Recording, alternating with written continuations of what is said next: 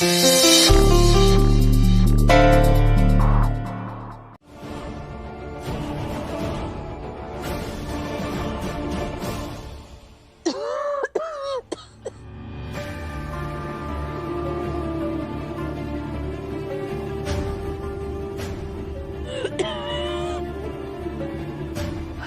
साहब, अब बहुत खांसी आ रहा है, कपार भी बहुत फिर आ रहा है। हमारा इलाज कर दो, नहीं तो मर जाएंगे।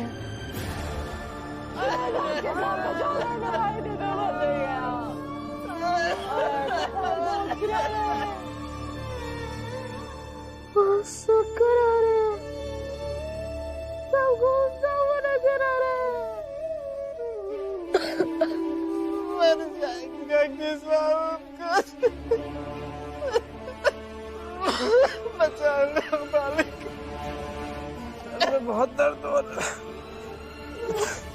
दवाई दे दीजिए। लो, शुरू हो गया। अब यहाँ से इन सब की तबीयत जल्दी जल्दी बिगड़ेगी और अंत में सबके सब मर जाएंगे।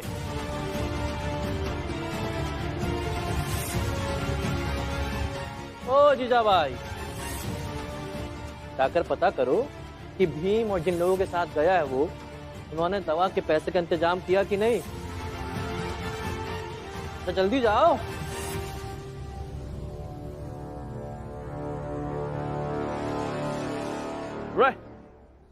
लोग अभी तक गए नहीं, अभी तक खाने क्यों?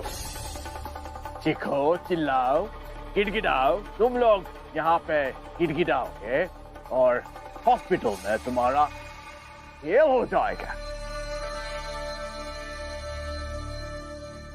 सुनिए, वहाँ अस्पताल में सबकी तबीयत ज्यादा खराब हो रही है। क्या?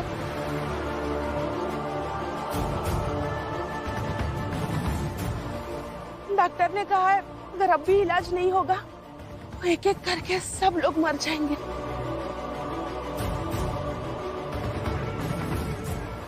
ये तो कितना बुरा होगा। भीमराव, अब तो मुआवजा मिलने से रहा, तो ये सोच के दवा के पैसे कैसे लाएगा? अब क्या तरीका है बताओ? भीम, अब क्या करोगे तुम? काकी, पहले चाल चलते हैं, वहां जाके मैं सबको बताऊंगा कि क्या करना है। आइए। जीजा भाई, तुम अस्पताल जाओ, बाकी लोगों का ख्याल रखो। जाओ जल्दी। कोई आइडिया है ये भीमराव क्या करने गया है क्या? बड़े साहब जी,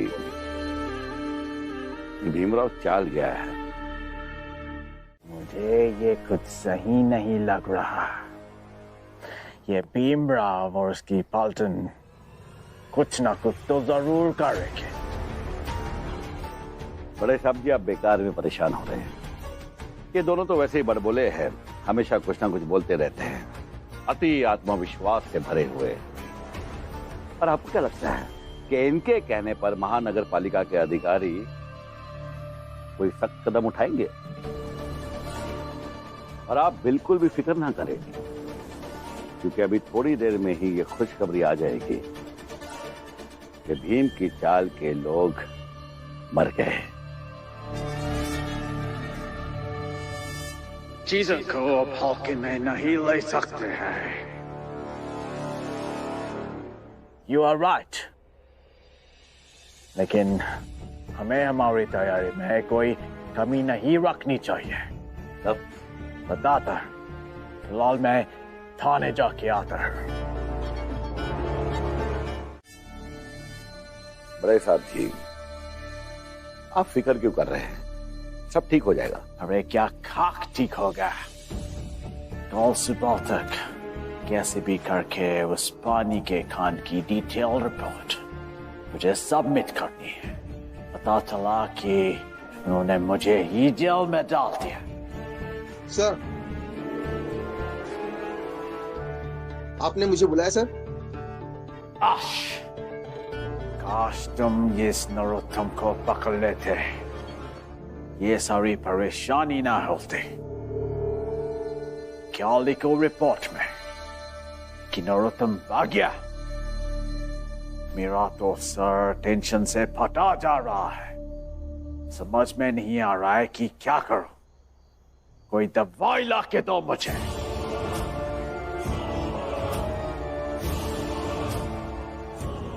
बड़े साहब जी, हमारा भाई लंदन से कुछ दवाइयां लाया था, बहुत ही असरदार है, लेते ही आपको आराम आएगा।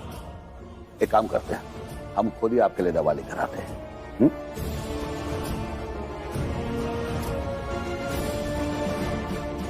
दरोगा, क्या लिखूं रिपोर्ट में? बताओ दरोगा। सर, हम एक काम कर सकते हैं। क्या?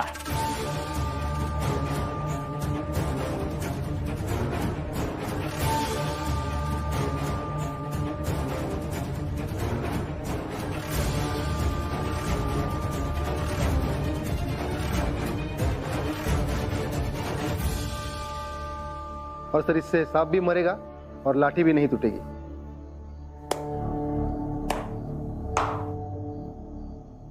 ये तो और भी अच्छा है। बड़े साहब जी, देखिए, हमने हर बार अपने पूरे मन से आपका साथ दिया। आपने जो कहा हमने वो किया। आप हमें धोखा दे रहे हैं, ये पाप है। अच्छा, तो जो आपने नरोत्तम के साथ किया वो क्या था? वो पाप नहीं था? उसने भी तो आपकी हर बात मानी थी। आपने जैसा बोला वैसा किया। आप कर रहे तो अमृत और हम कर रहे तो जहर। मैं शासन वर्ग का आदमी हूं। शासन वर्ग में बाबू को के काम नहीं चलता। जो समय पे राइट डिसीजन ले वही टिकता है, और कुर्सी के लिए जो कुछ भी करने के लिए रेडी है। तभी तो 300-400 की संख्या में आने के बावजूद भी हम शासक बन गए, और तुम इतनी संख्या में होने के बावजूद भी गुलाम ही रहे। वो सच कहते हैं कि तुम लोगों पर भरोसा करना ही नहीं चाहिए।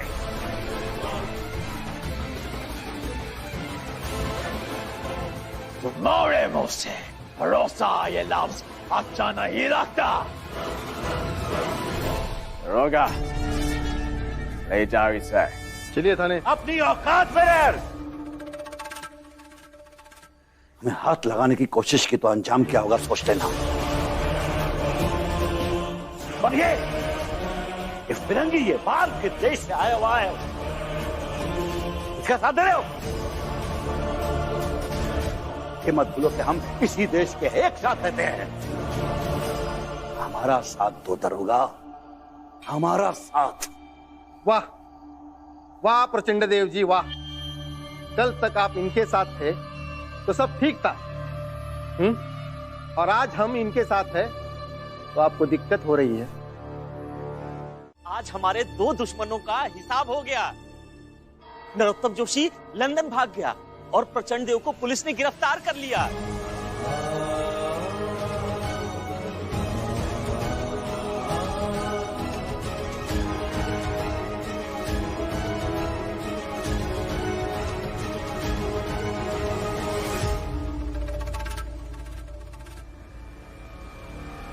अरे ये क्या बोल रहे हो? मतलब कुछ हो? अरे सही कह रहा हूं जोखू भाऊ। प्रचंड देव को पुलिस रस्सी से बांधकर खींचते हुए लेकर जा रही थी। मैंने अपनी आंखों से देखा। ए नंदू, झूठ मत बोलो। अरे प्रचंड देव जी और नरोत्तम जोशी समाज के माई बाप हैं, और उनको भला पुलिस ऐसे पकड़ के ले जाएगी? ऐसा हो ही नहीं सकता है। हाँ?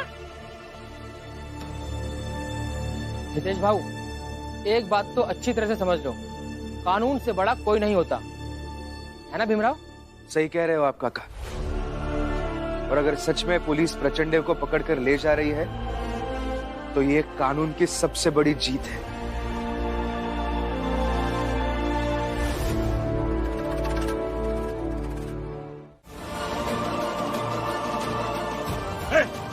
दरोगा, इन छोटी जात वालों के सामने हमें सरेआम बेइज्जत मत कर। जल्दी निकल यहाँ से, निकल यहाँ से। क्या बोला तुमने? फिर से कहो। दरोगा, तुम ही बता दो, क्या कहा इसने? सर, इन्होंने कहा कि इसे यहाँ से जल्दी ले जाए, ऐसे यहाँ सामाजिक बेइज्जती ना करे।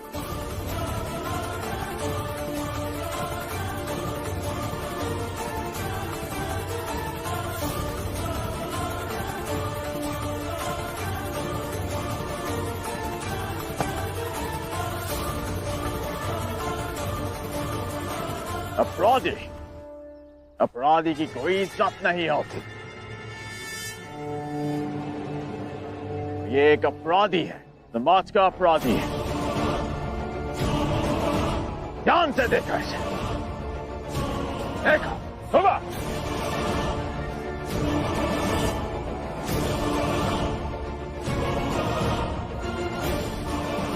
देखा और सबक ला, आगे से कोई भी किसी को परेशान नहीं करेगा, भले वो छोटी जात का भी क्यों ना है।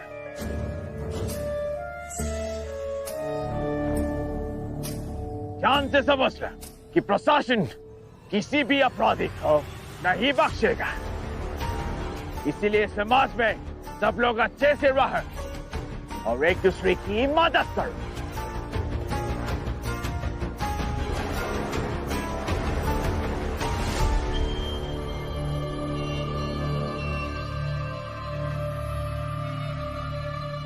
भीमराव, अभी तो बहुत खुश हो गए थे। प्रचंड देव को हम लोग ने गिरफ्तार कर दिया और ये नरोत्तम तो लंदन भाग गया।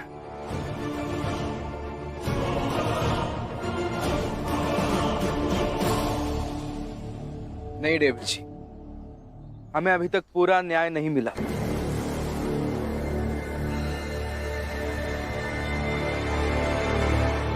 ये जो कुछ भी हो रहा है, ये बस आधा न्याय है।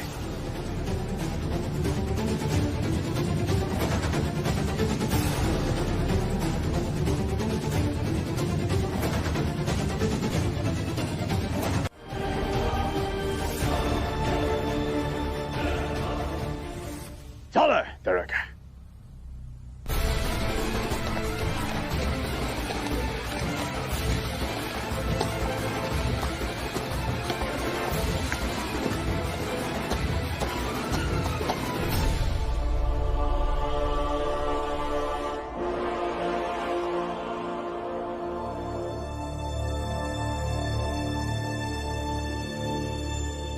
नहीं,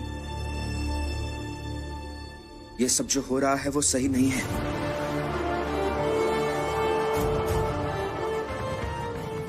ऐसे न्याय को न्याय नहीं कहा जा सकता।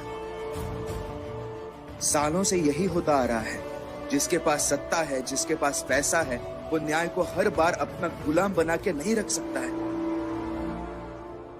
और फिर ऐसे न्याय का कोई तात्पर्य भी नहीं होता। जो भी हो, लेकिन आज हमें जश्न मनाना चाहिए कि आज हमारे दो दुश्मन कम हो गए। एक तो जेल चला गया और दूसरा भाग ही गया।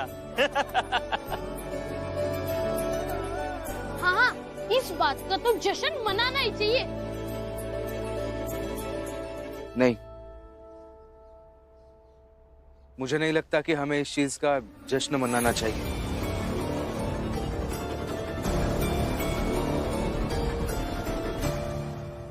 क्यों नहीं मनाना चाहिए? जरूर मनाना चाहिए। किस बात का जश्न मनाओगी रमा? किसी के जेल जाने का या अत्याचार के खत्म होने का? लेकिन भीम, दोनों में फर्क क्या है? एक ही तो बात है। नहीं अम्मा, दोनों में बहुत फर्क है। हमें पापी के नाश का, उसे सजा मिलने का जश्न नहीं मनाना चाहिए, बल्कि हमें पाप के नाश का, अत्याचार के खत्म होने का जश्न मनाना चाहिए। अच्छा तो ठीक है, हम लोग अपराधी के पकड़े जाए का जश्न नहीं मनाते हैं, लेकिन कम से कम अपराध खत्म होए का तो जश्न मना सकत है ना। अब देखना ये है कि ये हितेश भाव अजोहू का करी है। अपने मालिक लोग के जाए के दुख में दुखी हुई हैं, ये हमारे जश्न में शामिल हुई हैं।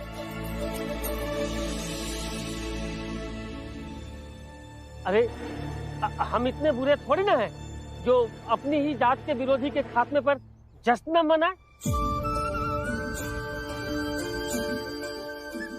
मनाएंगे क्या जोकू? हाँ मनाएंगे, हम लोग जश्न मनाएंगे। अब जश्न की तैयारी शुरू की जाए। आज हमारी जात की जीत हुई है।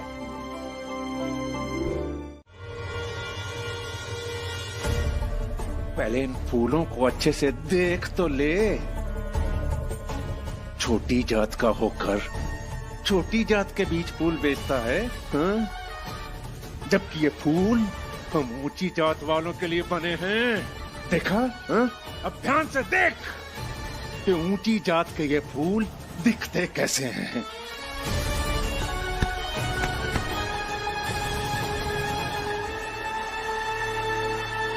दिखा? दिखा कि नहीं? दिखा ना?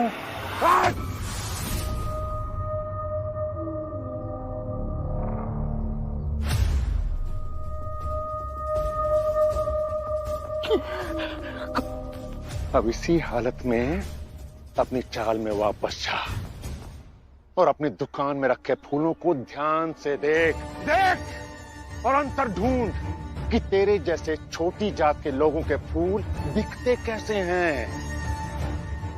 और जब तुझे फूलों का अंतर समझ में आ जाएगा ना, तब हम तुझे हम इंसानों के बीच का अंतर समझाएंगे। रे रे रे रे रे, कितना बड़ा अपराध हो गया मुझसे। अशुद्ध हो गया मैं तो कि किसे छू लिया मैंने।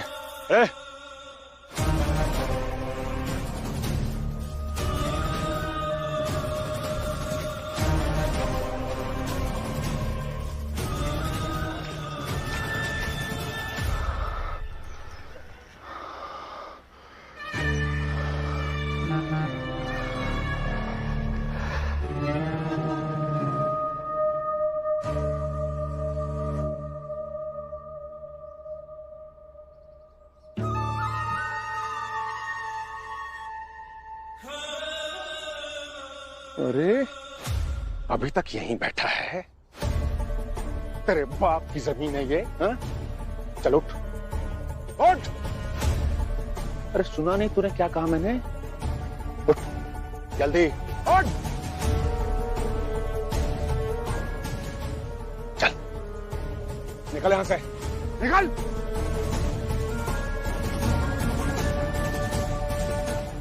हसन,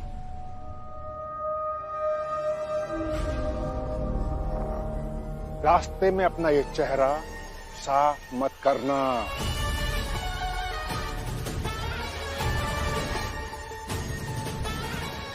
नहीं तो अगली बार तेरा चेहरा जमीन में गाड़ देंगे हम।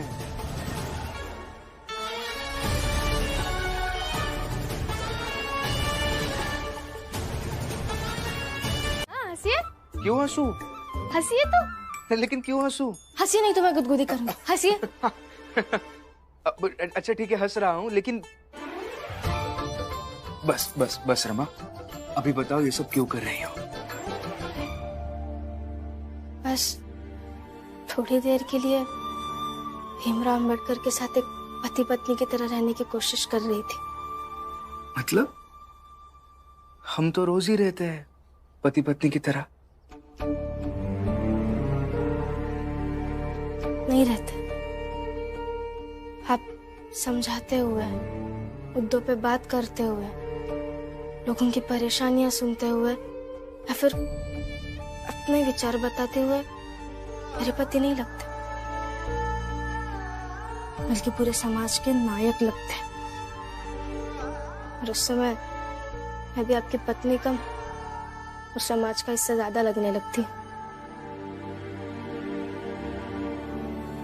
लेकिन अब जब मैं अकेले ही बोल रही थी और आप आवाज से देख रहे थे, और फिर मैं आपके हाथ झुला रही थी और आप हंस रहे थे ना, तब आप मेरे पति लग रहे थे।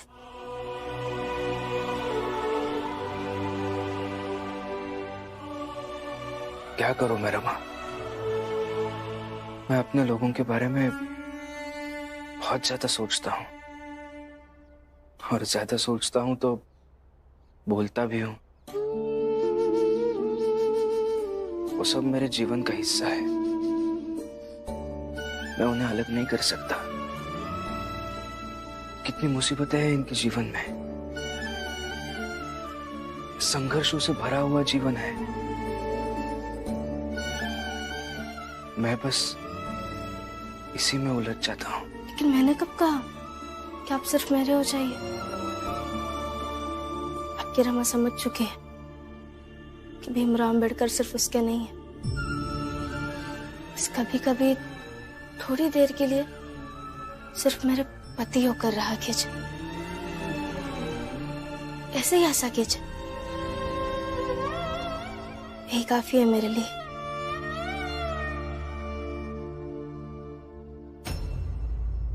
हंसिए।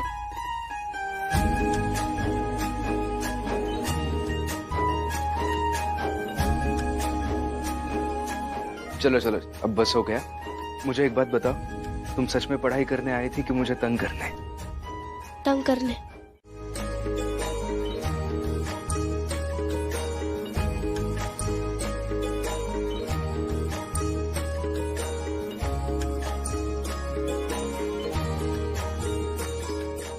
Rama, thank you. क्यों? सच कहूं तो जब से ये पानी की समस्या शुरू हुई थी,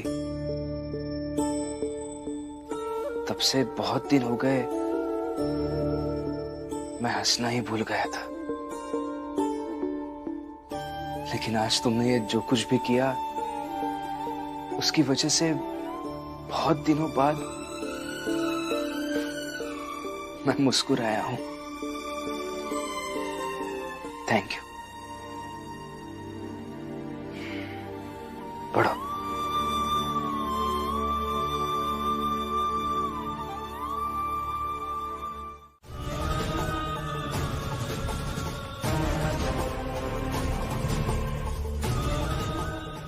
भीमराव नहीं आएगा, भीमराव नहीं आएगा।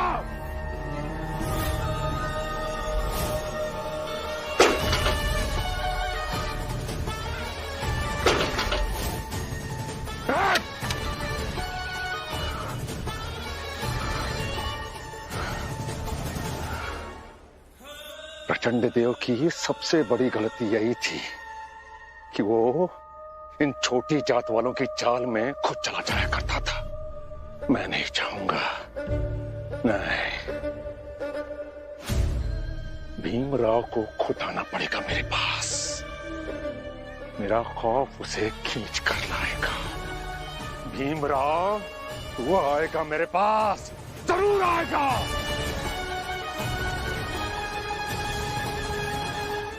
नंदू काका के साथ जिसने भी गलत किया है, वो व्यक्ति आपको अपनी तरफ खींचना चाह रहा। जो व्यक्ति समाज में खुद की प्रतिष्ठा के प्रति सजग होता है, वो व्यक्ति समाज में किसी दूसरे को रहने देना ही नहीं चाहता है। ऐसे व्यक्ति जिंदगी में कभी कभी ऐसा कार्य कर देते हैं जो संतुलित विचारों वाला व्यक्ति कभी सोच भी नहीं सकता है।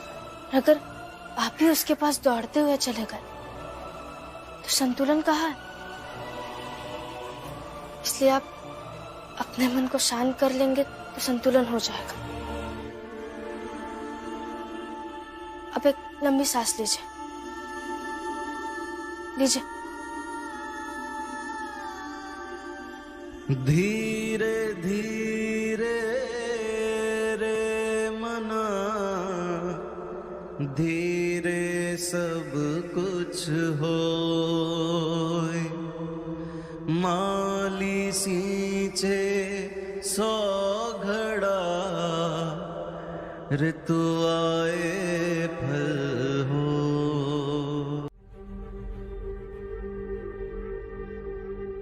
रमा, रमा, मेरा बेटा। रमा कहाँ है? रमा भीम को समझाने गई है, क्योंकि मैं भीम को अच्छी तरह से जानता हूं। नंदू के साथ जो व्यवहार हुआ है उसके लिए वो बेचैन होगा, दुखी होगा। रमा उसे समझाएगी तो थोड़ा शांत रहेगा, और ऐसे कई मसलों पर शांत रहना उसे सीखना पड़ेगा। हमारा भीम कितना जल्दी सब कुछ सीख गया ना। इतनी कम उम्र में इतना बड़ा हो गया। जब वो छोटा था तब हम उसके बारे में जितना सोचते थे उससे भी वो बड़ी शख्सियत बनता जा रहा है। हाँ मीरा, दरअसल सबके हालात एक जैसे होते हैं, लेकिन सबसे अलग, बड़ी और मजबूत शख्सियत उसी की होती है जो सबसे अलग रहने का हौसला रखता, जो अपने हक के लिए दूसरों का सहारा ना लेकर अपनी लड़ाई खुद लड़ता, जो अपना रुख खुद बनाता और उस रुख पर कायम रहता। और अपना भी ऐसा ही है, और इस बात का मुझे गर्व है। मिल गया समाधान। आज तक मैं दूसरों की भीड़ में घुसकर अपने हक की बात करती रही, लेकिन अब मैं भीम की तरह ही अकेली खड़ी रहूंगी और अपने हक की बात करूंगी। इस घर में अपना रुख और अपने तेवर बनाकर रखूंगी। भीम की तरह ही अकेली खड़ी होकर अपना हक मांगूंगी। समझ में आ गया भीम, तुम्हारे इस घर में अपने हक पाने के लिए तुम्हारे कद का, तुम्हारे जैसा होना ही जरूरी है। बाबा, भीम कैसा है? मैं समझाने गई थी उनको। थोड़े अशांत थे, उदास थे, लेकिन मैंने समझा दिया। अब शांत भी हो गए और ठीक भी है। अच्छा किया रमा, उसे समय समय पर समझाना ही चाहिए।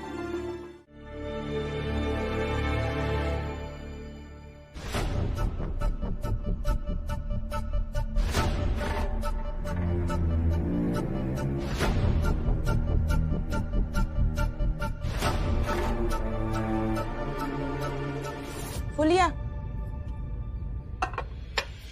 जीजा भाई आप? एक बात बता, अगर मैं तुम लोगों जैसे कुछ काम करना चाहूं तो क्या करूं?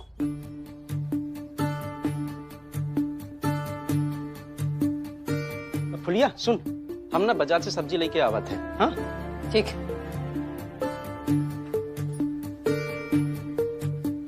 अरे बता।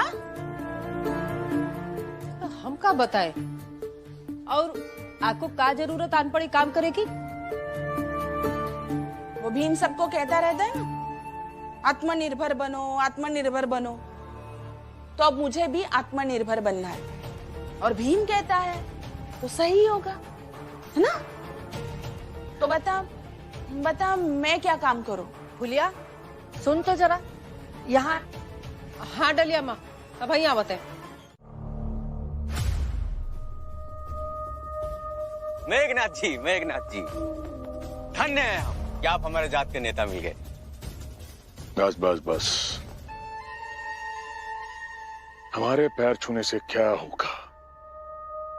ये बताओ कि तुम दोनों अपनी जात, अपने धर्म, अपनी प्रतिष्ठा की रक्षा के लिए क्या कर सकते हो? कुछ भी कर सकते हैं मेघनाथ जी। कुछ भी कर सकते हो? जी मेघनाथ जी, कुछ भी कर सकते हैं। सुंदर, अति सुंदर। हमारे धर्म की धुरी तुम जैसे बहादुर और निडर लोगों के कंधों पर ही चला करती है।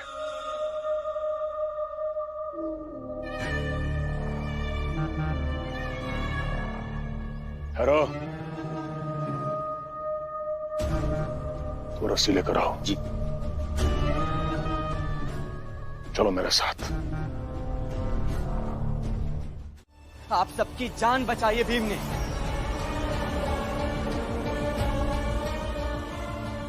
और अगर सबसे आगे जाकर लड़ेगा तो नेता होगा। और जोकू काका सब लोग नेता को ही ढूंढते हैं। अरे तो समस्या भी पैदा तो यही करता है ना,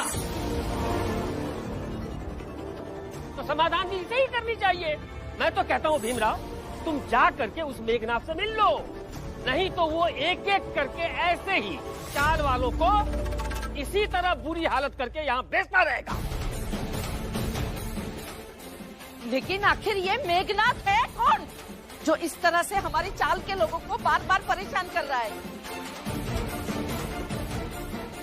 पहले नंदू, अब ये जोकू, क्या दुश्मनी है उसकी इस चाल के लोगों से?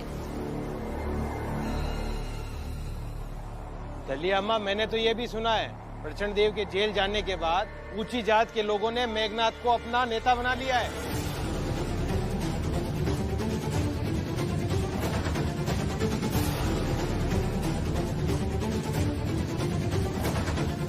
आएगा, भीमराव जरूर आएगा।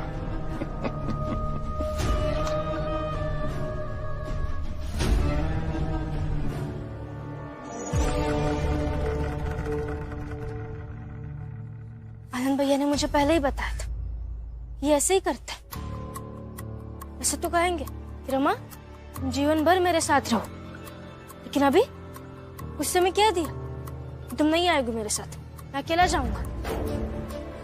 रमा, भीम बचपन से ऐसा ही है। लेकिन मैं पत्नी हूँ ना उनकी, मैं सब कुछ जानते हुए भी ऐसे खड़े नहीं हो सकती हूँ ना यहाँ। ऐसे ही रहो जैसे हम रहते हैं। हमें तो बचपन से आदत हो गई है भीम को मुसीबत के बीच देखने की। पिछली बार नंदू के साथ जो भी हुआ, उस वक्त मैंने उसे रोका था। अगर इस बार नहीं जाता तो ऐसी घटना किसी और के साथ हो जाएगी। और ये बात भी सच है, अब भीम मेरे रोकने से नहीं रुकेगा। हाँ रमा, तू भी आदत डाल ले, तेरा पति ऐसा ही है, वो अपने परिवार के लिए, अपनों के लिए कुछ भी कर सकता है, कोई भी रास्ते पे जा सकता है और कोई भी खतरा मोल ले सकता है, और उसकी सजा हम सब भुगतेंगे। यहाँ जो भी कोई रहेगा ना, सबको उसकी सजा भुगतनी पड़ेगी। इसीलिए कहती हूँ, मेरे लिए एक दुकान खुलवा दीजिए, जिससे मैं खुद पैसे कमाऊंगी और उस भीम से दूर जाकर रहूंगी। कम से कम चैन तो मिलेगा। रीजा भाई, ये समय नहीं तुम्हारी घटिया बातें सुनने की। मेरी बातें घटिया है? वो भीम पढ़ाई की बातें करता है तो उसकी बातें बड़ी महान होती है। ये रमा काम ढूंढने की बातें करती है तो इसकी भी बातें महान होती है। ये दोनों छोड़ो, ये दीदी वाहियात बातें करती है तो उनकी बातें भी महान बातें होती है। मैं आपको कह रही हूँ कि दुकान खोलकर मुझे आत्मनिर्भर बनने में मदद करो, तो मेरी बातें घटिया हो गई। ऐसे कैसे हो गया?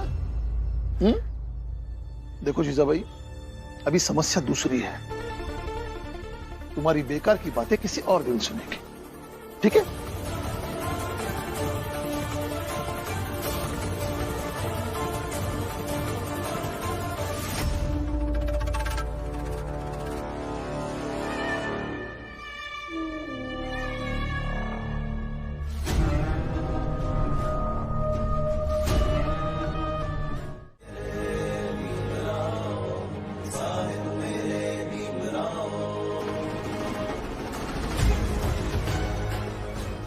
जब तक भीमराव के जीवन में रमा है, तब तक कोई भी अड़चन, कोई भी अवरोध, कोई भी फिसलन इन्हें से गिरा नहीं सकती।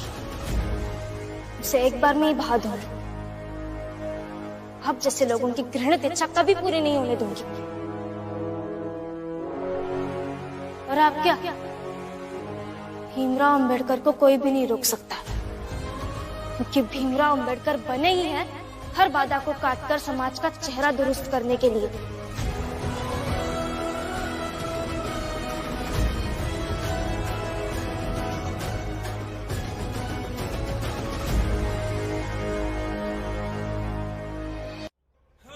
बधाई हो, बहुत बहुत बधाई। ये बधाई देने का नाटक अभी बंद कीजिए। आपको नहीं लगता कि अभी आपको समझ जाना चाहिए कि हमें हमारे हाल पर छोड़ दे? भीमराव, मैं तो बधाई दे रहा था तुम्हें, तुम्हारे संघर्ष के लिए। और तुम तो संघर्ष करना जानते हो ना, फिर तुम जैसे संघर्ष करने वाले आदमी को कैसे रोक सकता हूं मैं? अगर तुम वहां फिसल कर गिर गए होते ना भीमराव, तो शायद मुझे तुम पर थोड़ी दया आ जाती। लेकिन तुम तो संभल कर निकल आए भीमराव, तो गिराना तो पड़ेगा मुझे। आज नहीं तो कल।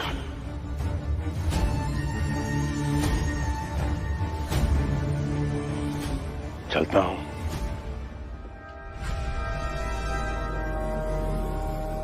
भीमराव, वो तुम्हारी चाल में सबसे बाहर वाला कमरा हितेश का है ना?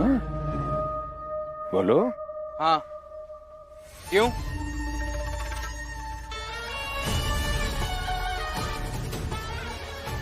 ठीक है।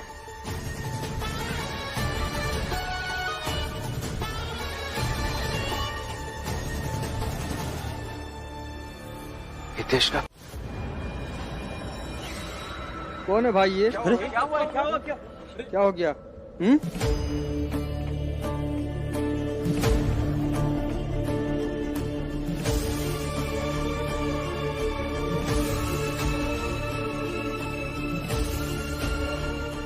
लक्ष्मी, लक्ष्मी। भीम, दीदी, क्या भीम, हुआ अम्मा? पता नहीं आनंद कहाँ चला गया। पता नहीं कहाँ चला गया मतलब? पता नहीं, उसका सामान भी घर में नहीं है और उसे मैंने हर जगह देख लिया। क्या? कहीं उस मेघनाथ ने अब आनंद के साथ कुछ? जीजाबाई, कुछ भी मत बोल। चलिए ढूंढने चलते हैं भैया को। हाँ, बुआ, मैं और अम्मा जाकर भैया को ढूंढ कर ले आते हैं। आप घर में ही रहिएगा और बाबा से भी कहिएगा कि वो बाहर ना आए। चलो। संभल कर जाना। ये कौन है? पता नहीं कौन है। लक्ष्मी। लगता है कि इसकी पत्नी का नाम लक्ष्मी है। लक्ष्मी। अरे जो भी हो, हम इसे अस्पताल लेकर चलते हैं। हाँ, चलो उठाओ भाई, उठाओ इसे।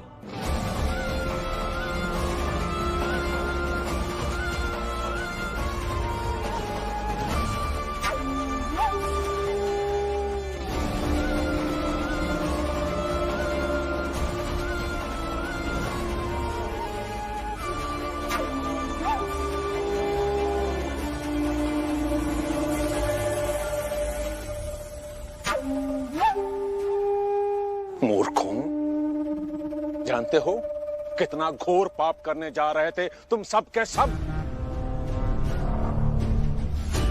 ये जिसे तुम सब अस्पताल पहुंचाना चाहते हो, जानते भी हो ये कौन है? लक्ष्मी, लक्ष्मी, लक्ष्मी, लक्ष्मी, लक्ष्मी।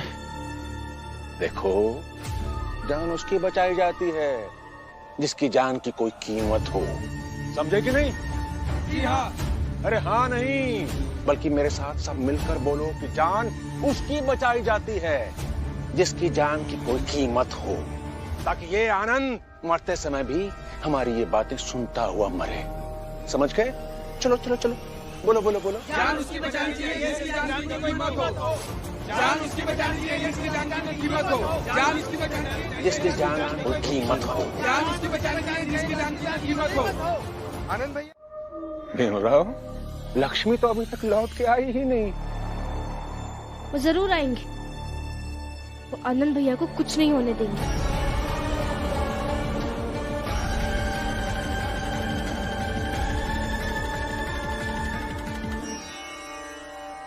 भैया क्या हो रहा है आपको? भैया, आनंद भैया, आनंद भैया क्या हुआ आपको? आनंद भैया, आनंद भैया क्या हो रहा है आपको? लक्ष्मी भैया, आनंद भैया क्या हो रहा है आपको? आनंद भैया, भाभी डॉक्टर को लेकर आ रही होंगी। लो भाई, इसकी तो उल्टी गिनती शुरू हो गई।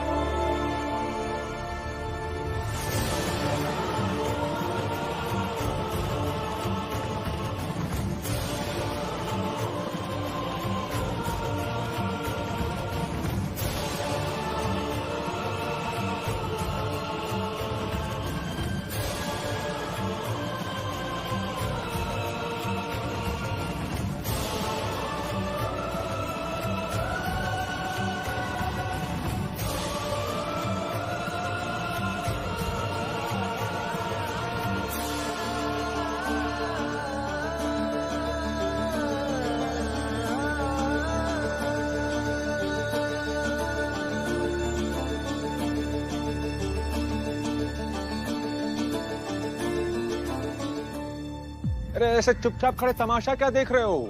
एक आदमी इस दुनिया से जा रहा है। जब ऐसे लोग इस दुनिया से जाते हैं ना तो एक अच्छा सा माहौल बन जाता है। इसलिए खुशी मनाओ, हंसो हंसो हंसो।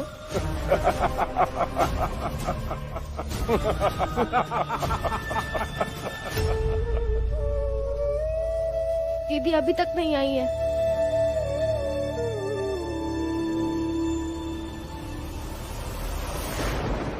भैया भैया आनंद भैया आनंद भैया भैया उठिए ना भैया। ये क्या हो गया है रमा? आनंद भैया भैया उठिए ना। आनंद भैया आइए डॉक्टर साहब। आइए डॉक्टर साहब, जरा जल्दी देखिए, आइए।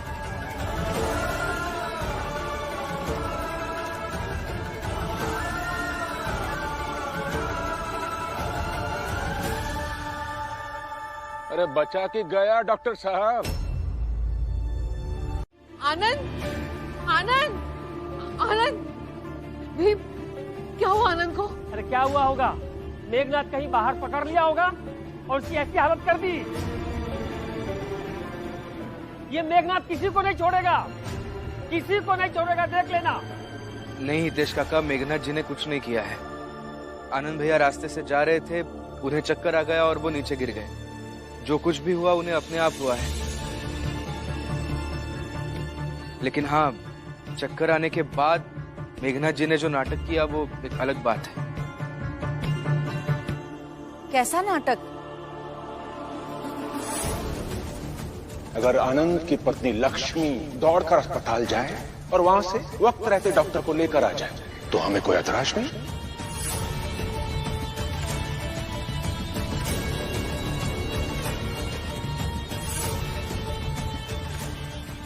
अब यही देखना चाहते हैं ना कि मैं अपने पति के लिए समय पर डॉक्टर साहब को लेकर आ पाती हूँ या नहीं? तो देखिए मैं डॉक्टर साहब को कैसे लेकर आती हूँ। लेकिन समय पर डॉक्टर साहब आ गए, मैंने दवा दे दी, अभी ठीक है। बस अब डॉक्टर साहब ने कहा इनका इलाज बीमारी ठीक होने तक निरंतर करना होगा।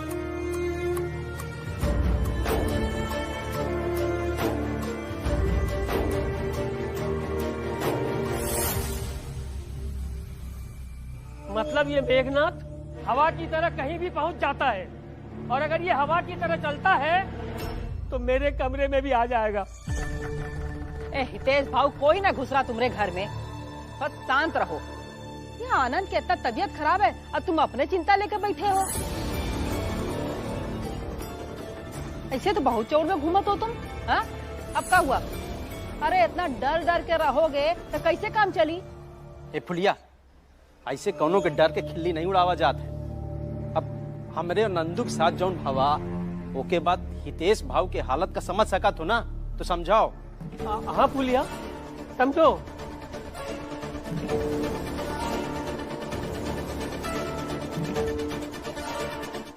ब्याह के आई तो भीम भाव के समर्थन में भी थी और भीम भाव के खिलाफ भी रही, लेकिन आपके खिलाफ कभी भी नहीं थी। पर आज जो आपने किया उससे मैं बहुत दुखी हूँ। इसका ये मतलब नहीं है कि मैं आपसे चिढ़ने लगूंगी, आपके खिलाफ मोर्चा खोल दूंगी। आपसे बात बात पे लड़ूंगी। नहीं, ऐसा कुछ भी नहीं करूंगी। पर ये बात कभी नहीं भूलूंगी कि जब मेरे पति को इलाज के लिए पैसों की जरूरत थी तब मेरी सास ने पैसे नहीं देने दिए। सास नहीं, सौतेली सास। अब ये याद रखना, आज तक मैं सगी सास बनकर रही, उसके बदले में मुझे क्या मिला? कुछ नहीं। तो अब मैं कुछ दिनों के लिए सौतेली सास बनकर देखती हूँ, शायद मेरे हिस्से की चीजें मुझे मिल जाए।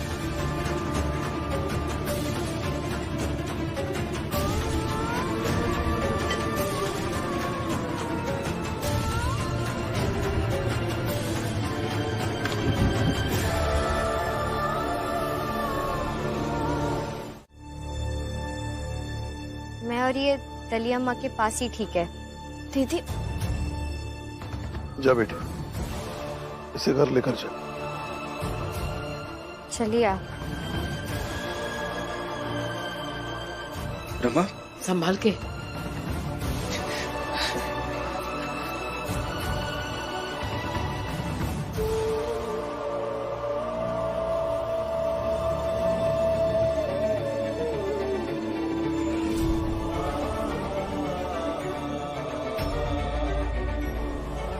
माफ करते आनंद, तुम्हें अंदाजा नहीं है कि तुम्हारी आई अब पहले से ज्यादा बुरी हो गई है, और जब घर में बुरे लोग हो तो उसमें क्या तुम्हारा इलाज होगा और कैसे तुम ठीक हो जाओगे।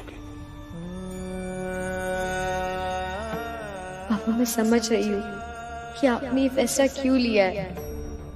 आज आई के कारण मैं बुआ, रमा, भीम भाव सबकी नजर में गलत साबित हो गई, और शायद इनकी नजर में भी।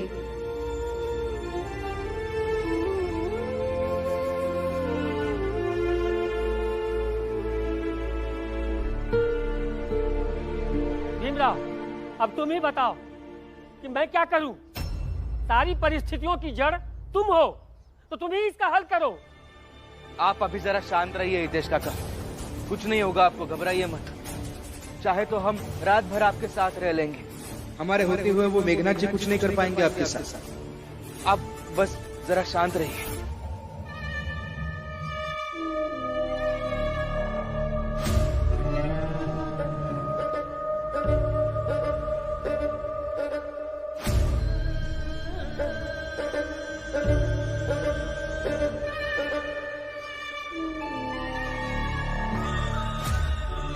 देश के साथ आज रात कुछ तो करना पड़ेगा।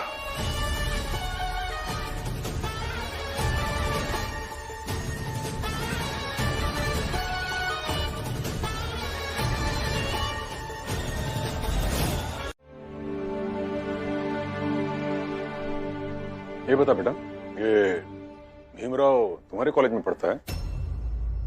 जी।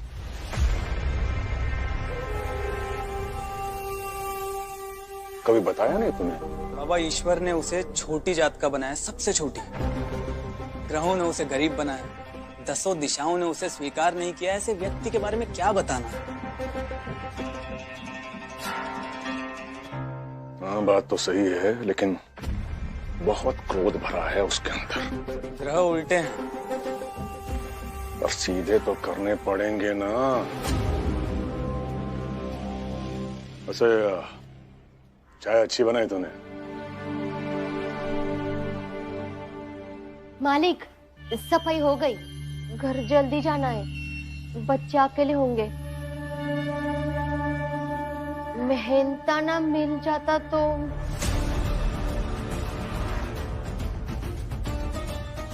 कैसा मेहनताना? तुम लोग तो हो ही हमारी सेवा के लिए।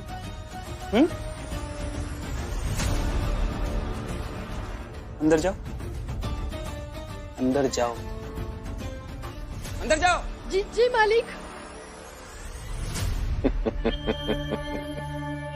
अच्छा किया।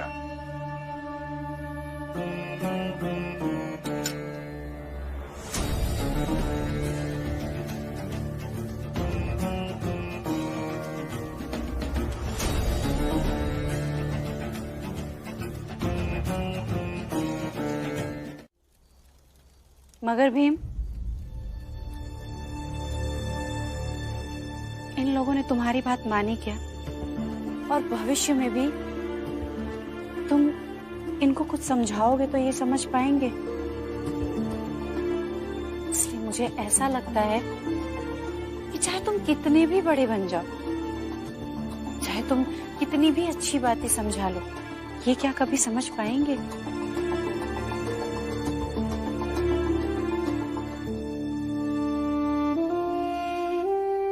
शोभा काकी, मेरी लड़ाई इस बात के लिए नहीं है कि ये सब मेरी बात माने, बल्कि मेरी लड़ाई इस बात के लिए है कि हमारी जात का हर व्यक्ति वो बात माने जो हमारी जात के भलाई के लिए है और वैसा ही करे। और ये लड़ाई मैं ऐसे बीच में नहीं छोड़ सकता, मुझे लड़ते रहना होगा। हर सुबह जब मैं उठता हूं तो खुद से यही वादा करता हूं कि इस लड़ाई को मैं रत्ती भर भी कमजोर नहीं होने दूंगा।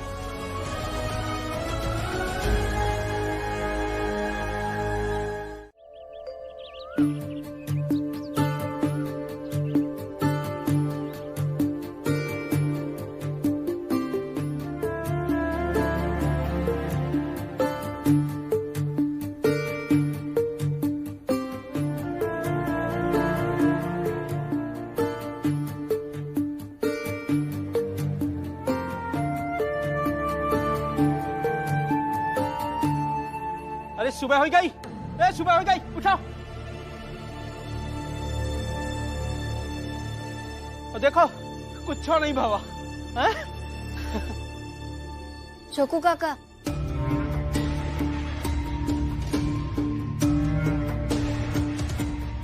मैंने तो पहले ही कहा था कि कोई नहीं आएगा। अरे तब हर रात जाग के नहीं बिता सका थे ना हम लोग। और भीमराव, हम पूरी जिंदगी ऐसे चाल में बैठे तो नहीं रह सकते। हमारा काम धंधा कैसे चलेगा? इसका कोई हल है तुम्हारे पास?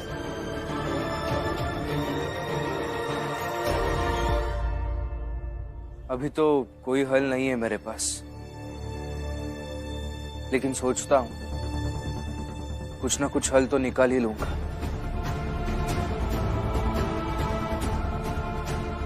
आप सब चाय पी लीजिए, दिन की शुरुआत तो अच्छी हो जाएगी।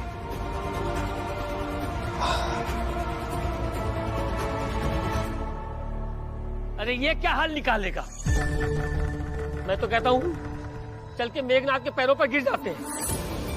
हाँ, गिर जाइए। जैसे हर बार ऊंचे जात के लोगों के सामने गिर जाते हैं, वैसे आज भी गिर जाइए।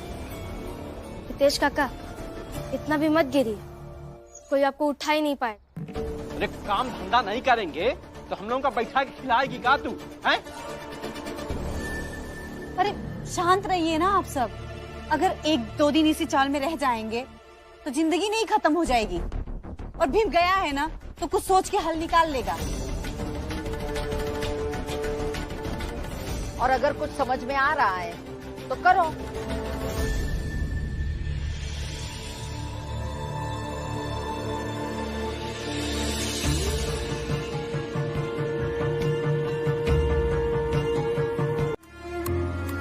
दीदी, कोकण भी हमें बताकर जाया कि आनंद भैया के लिए जो कुछ भी करना वो सब मिलकर करेंगे।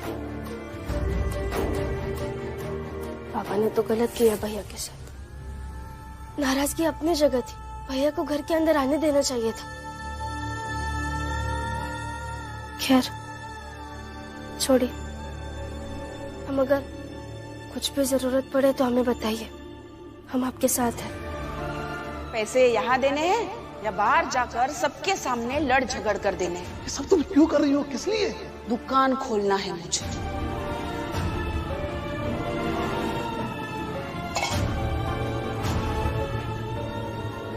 एक बूढ़ा ससुर अपने बहू के गहने बेचने के लिए ले रहा है ताकि अपने बेटे का इलाज हो सके।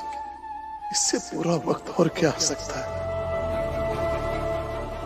बाबा की दुविधा मैं समझ रही हूँ, पर अभी मैं किसी को बता भी नहीं सकती, वरना फिर बहस हो जाएगी। ऐसी चाल में इतनी बड़ी मुसीबत है और मुसीबत नहीं देनी है। और मैं आपको ये बताने आई थी कि काम ढूंढने अभी मत जाइएगा, बाद में जाएंगे। ठीक है।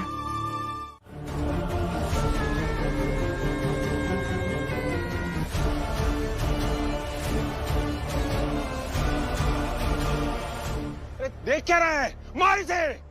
तब तक मार जब तक ये बेहोश ना हो जाए। मार!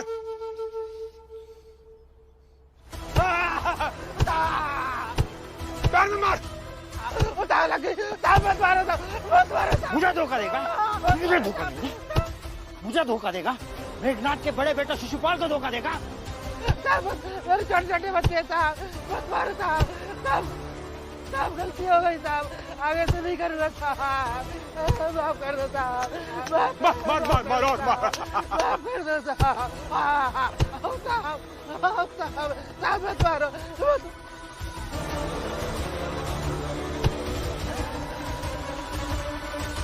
बस बेहोश हो गया ये, बस। ऐसे मारा क्यों तूने इसे? इसने पहले कहा था शराब की दुकान खोलने के लिए अपनी जगह देगा, लेकिन बाद में मुकर गया। फिर तो मार खाएगा ना। वचन से मुकर जाने पर तो नक्षत्र भी बुरा मान जाते हैं भाऊ। फिर सजा देने के लिए किसी ना किसी को तो आना ही पड़ता है, जैसे कि आप आए।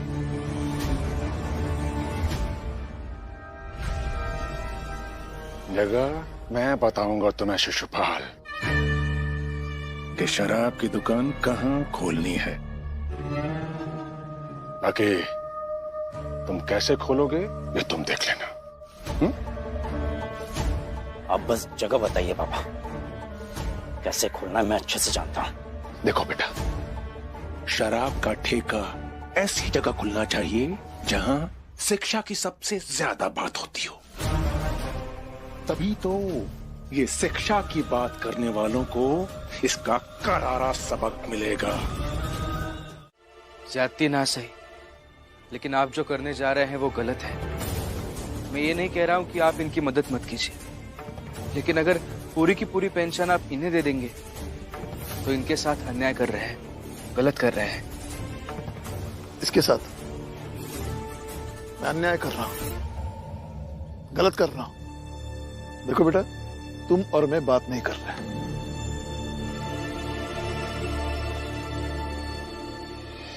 इसलिए तुम तुम्हारा काम करो और मुझे मेरा काम करने दो। बाबा, वो नाराज होना अपनी जगह है, लेकिन आप अभी जो कर रहे हैं उसमें हम आपको रोकेंगे। मेरी पेंशन है, चाहे जो करो। और तुम दोनों होते कौन हो इस विषय पर बात करने वाले? लीजिए।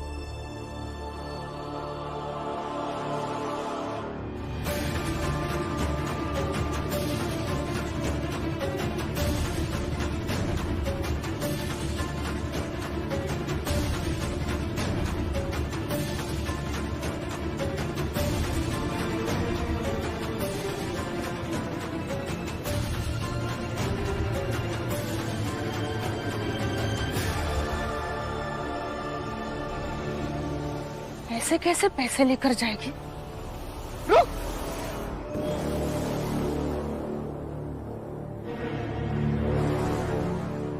हाथ छोड़िए मेरा, हाथ छोड़ी। मैंने भी हाथ जोड़कर आग्रह किया था, लेकिन तुमने मेरी एक नहीं सुनी। अब चलो।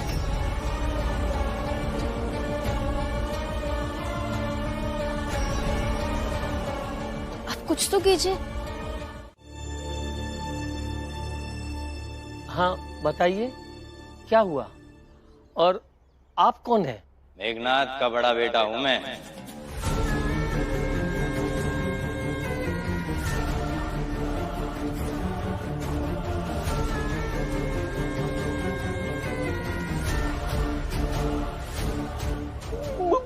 मैंने कुछ नहीं किया, मुझे माफ कर दीजिए।